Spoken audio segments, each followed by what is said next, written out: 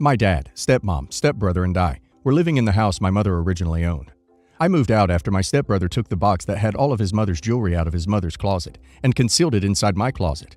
I had no idea about it till my stepmom walked into my room and asked me one more time if I had insisted on not letting my stepbrother share the car my dad gave me. I said no, and she said, "Okay then casually walked to my closet, opened it, pulled out her jewelry box, and started yelling. I freaked out, asking what was going on.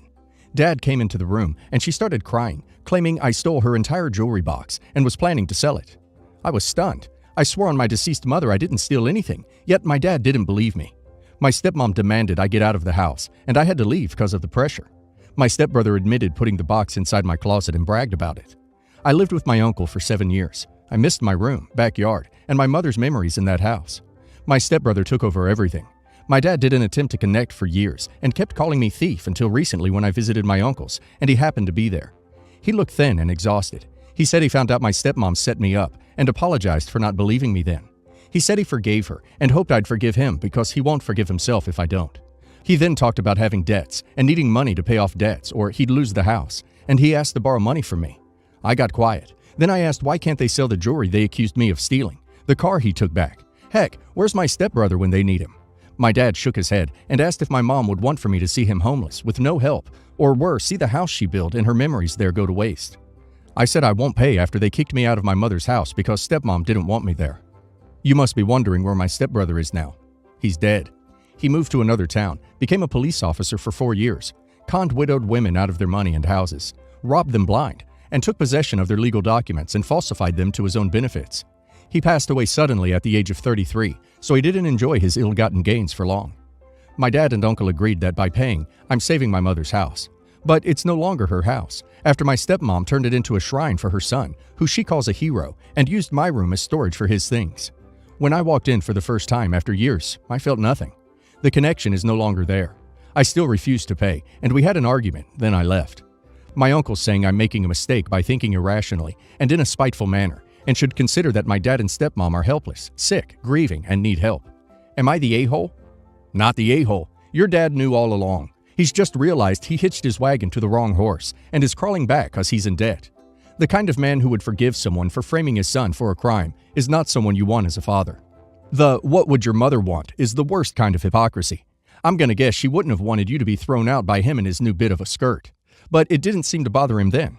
If you can afford, and want to, I would either buy it from your dad, let them foreclose and buy it then, but I wouldn't give him a single penny otherwise.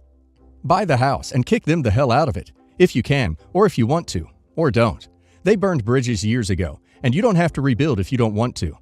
So your dad found out that you were set up and wronged. And did he attempt to contact you, apologize, reconnect? No, not until he needed you. Yeah, no, not the a-hole. Not the a-hole. It's rarely a good idea to spend your money helping someone save their house from eviction because the underlying issues, overspending, unemployment, addiction, etc., that caused them to be there so far behind on the payments, aren't solved. Your dad only reached out to ask you for money. He doesn't truly care to get to know you as a person. Let the house go, and consider letting your dad go as well. You can let go of some of the hurt, but let go of any chance of responsibility, as well as step away from all of this and live your own life. You owe them nothing. I, 31 female, and my boyfriend, 33 male, signed our kids up for football and cheer. He has a son, 8 male, and I have 2 daughters, 8 female and 6 female. We rushed into our relationship and moved in together. That's when I found out he only picks his son up a few times a week to hang out and gives his son's mom $200 a week. I, on the other hand, do 50-50 with my girl's dad. So I have my kids throughout the week. My boyfriend also works a minimum wage job. I've expressed that he needs to find a better paying job. He knows how to weld and is a super hard worker, but he doesn't want to because football is coming up, and his current schedule works with when his son will have practice and games. I make double what he makes. This has caused me to cover a lot more than I should, but I also have more bills than he does. So some months are hard for me. For this reason, I decided to fundraise for my daughter's uniforms, and I've made over the cost of what I needed, and I told him I would give his son a cut to help pay for his son's cleats, pads, etc. My issue is that he never brings his son around me. I've begged him to bring his son around, because I have 2 girls, and I would love having a boy around. I also just have a lot of love in my heart that I want to get to know him, love him, and support him.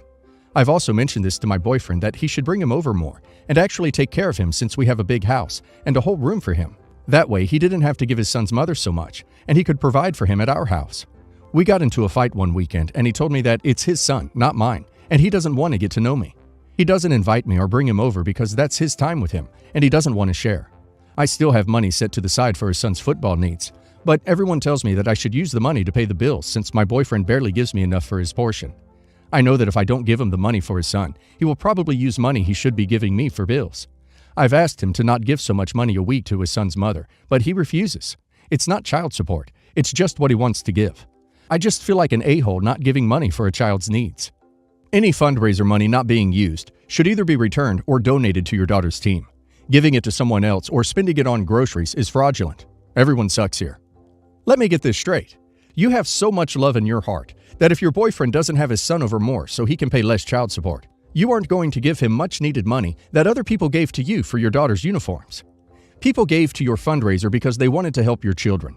They didn't give it to you to pay your bills or blackmail your boyfriend. You're the a-hole. You're the a-hole. You should give back the excess money to the people you fundraised from, as they did not consent to you using it for other things. You use money to manipulate people. It's not a surprise he doesn't want his son around you. I, 36 female, have an older sister, 38 female. We don't live in the U.S., nor in any Western country.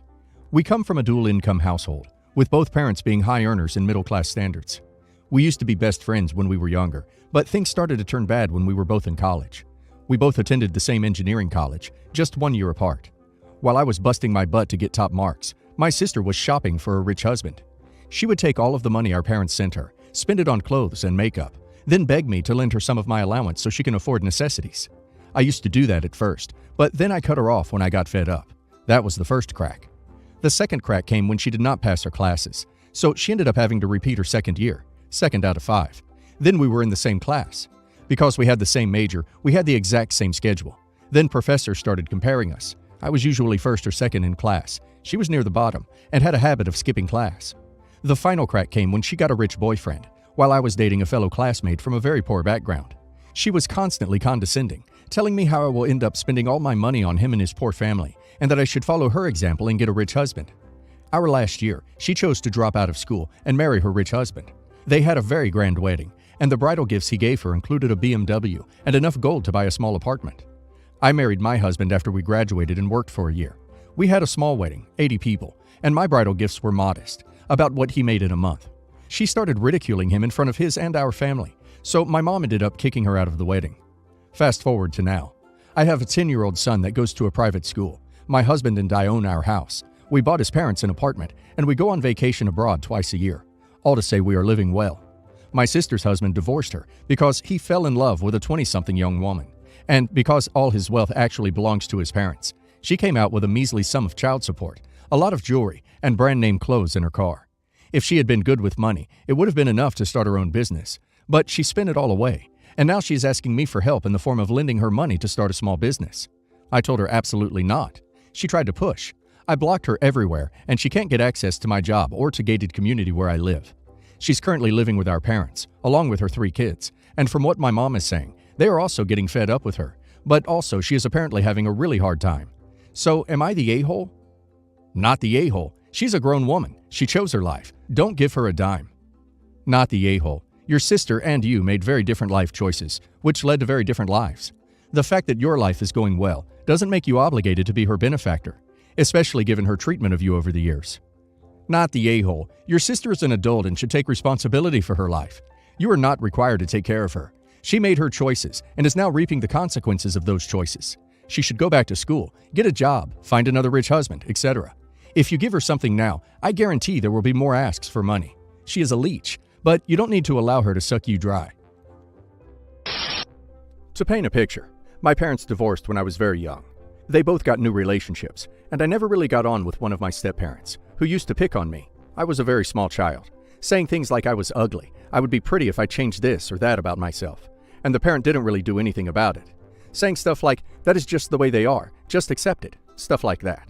Without going too much into details, that parent plus the step-parent played favorites, a lot, and it resulted in me having a diagnosed inferiority complex, depression, and a plethora of other things that apparently are normal for children whose parents used to play favorites. Now on to the relevant part. When my siblings went to college, they paid for everything. That sibling does not have study debts. In the agreement with my other parent, They were supposed to split what they had saved for college over the both of us, but I never saw a cent of this money. Then I went away for college, and they never spent a single cent on me. The neglect was not only financial, but also emotional. I know I really shouldn't have expected my parents to be all loving all of a sudden, but though I already rung the bell, saying that if they continue to treat me the way they do, the situation is no longer tenable for me. Since my birthday in 2019, that parent has spontaneously contacted me once. And I say spontaneously because the other times were either at what time I would come by on a birthday, or that I owed them money by using my public transport card.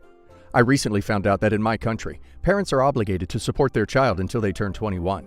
The obligation doesn't just stop at 18, and I could, very easily, send a debt collector their way to collect the few thousand they should have supported me with in the first place, cause money accumulates over time.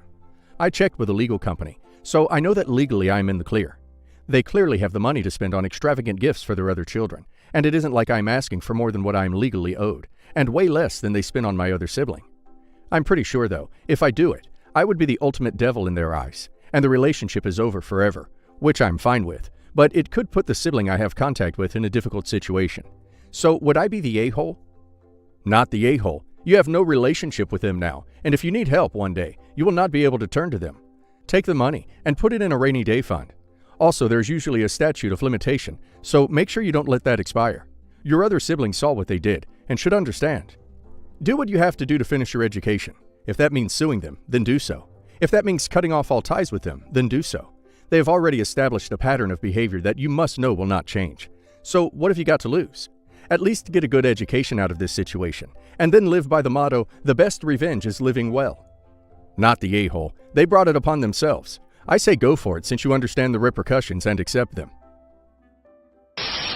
I, female 21, am a triplet. I love my two sisters, and after 21 years, of course I'm used to people mixing us all the time. It's annoying, but we are used to it. My dad has been dating his wife for 8 years, married for 6 years. I can count with my fingers just how many times she has gotten our names right, even though we've told her the little things to tell us apart. And all these years, we've spent New Year's and vacations with them. It's not like she never sees us, but I swear that she gets the names wrong every time.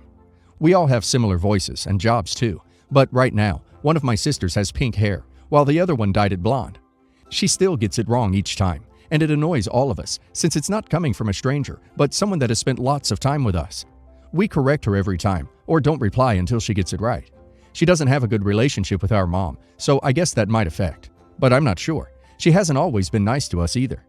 A few days ago, she wouldn't stop calling me by my sister's name, and it was annoying me. I corrected her a few times, and she said I was rude. I told her that she obviously didn't care about us, or would have tried harder by now. She tried to punish me, and we got into an argument. I don't know what she said to my dad, but he is on her side and wants me to apologize. I don't want to. My sisters are on my side. Am I the a-hole for screaming at her and not wanting to apologize?